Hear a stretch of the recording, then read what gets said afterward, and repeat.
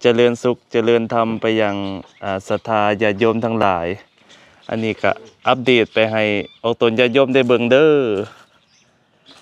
การสร้างหัวระฆังในสร้างเพิ่นก็มาคู่มือเพิ่นก็มาเอ็ดการเอ็ดงานมาอัปเดตความคืบหน้าให้ออกตนญาติโยมได้เบิ่งการสร้างหัวระฆังกำลังคืบหน้าไปแล้วถามนายสร้างเพิ่นว่า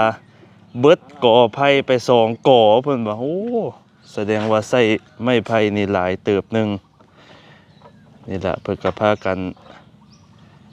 มาเอ็ดอันนี้ก็สิเป็นสั้นแรกสั้นล่างก็สิถมดินคูนดินขึ้นไปมองนายสร้างเพิ่นเหยียบอยู่หั่นก็สิเป็นสั้นแรกเอาต้นญาติโยมด้านนั้นก็ทายมาให้ทุกท่านทุกคนได้เบิ่งได้ชมกันกำลังสร้างความคืบหน้าไปเรื่อยๆรู้สึกว่ากะสิสูงเติบหนึ่ง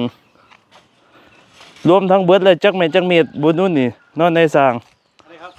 ประมาณจักเมตรรวมแล้วเนี่ยแม่น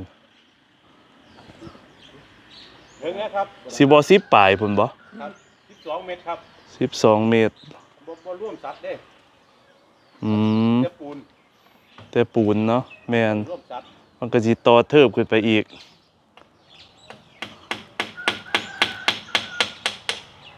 นี่ล่ะมาอัปเดตให้ออกตนญาติโยมได้เบิ่งได้ชมกัน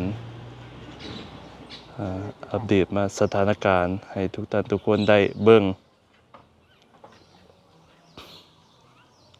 ตอนนี้ก็ยังเปิดรับอยู่เด้อทุกท่านทุกคนผู้ใดอยากมาร่วมบุญอุปโมทนามาสร้างบุญสร้างหอระฆังสร้างชื่อเสียงให้เจ้าของก็สามารถเรียนเชิญเจริญได้หรือโอนเข้าหมายเลขบัญชีนี่ก็ได้เนี่ย167-273-2855เป็นชื่อวัดโพไซสว่างจิต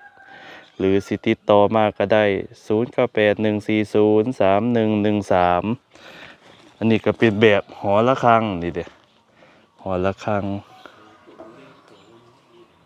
นี่เชิญร่วมทำบุญสร้างหอระฆังวัดโพไซสว่างจิตเนี่ยอัปเดตมาให้ทุกท่านทุกคนได้เบิ่งการมาร่วมบุญหรือใครอยากเป็นเจ้าภาพระฆังก็สามารถรับอยู่ช่วงนี้หรืออยากเป็นเจ้าภาพกลองก็สามารถรับอยู่ถ่ายมาให้ทุกท่านทุกคน